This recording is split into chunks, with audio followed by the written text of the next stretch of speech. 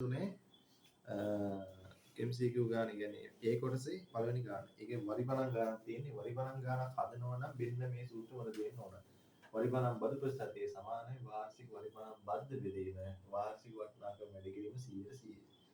මෙන්න මේ ගානේ දීලා තියෙනවා 112ක වරි ගණන් බදු ප්‍රතිශතයක් මෙයාලා අය කරනවා කියනවා. හරිද? එතකොට වාර්ෂික වරි ගණන් බදු තමයි අපෙන් අහන්නේ.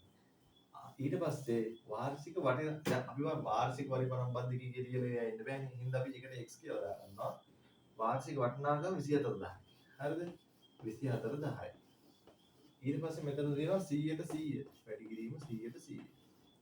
හරිද? මේක ගුණ කිරීම මේ පැත්තේ තියෙන අවුලක් නැහැ. ඒ හින්දා මෙන්න මේ 100ට 100 මේ පැත්තේ 100ට 100 කපලා යනවා. එතකොට මොකද ගන්න මේ x තනි කර ගන්නවා අපි. x නේ හොයන්න තියෙන්නේ. ඒ කියන්නේ වාර්ෂික වරි ගණන් බද්ද ගන්න තියෙන්නේ. ඒ හින්දා ඒක තනි කරලා අනිත් ඔක්කොම අර පැත්තට ගෙනියන්න. මේ ගුණ කිරීම මේ පැත්තටදී බෙදීමක් වෙනවා. ඒ කියන්නේ 12 බෙදීම 100 මේ 24000 බෙදීමක් විදිහට තියෙන එහෙනම් අර පැත්තටදී ගුණ කිරීමක් වෙනවා.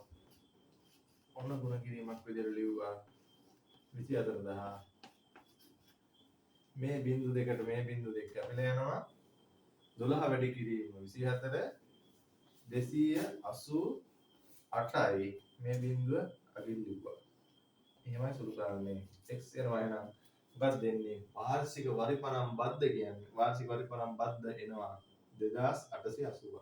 ඒ කියන්නේ අවුරුද්දකට 2880ක වාර්ෂික වරි ගණන් බද්දක් මෙයා ගෙවන්න ඕන.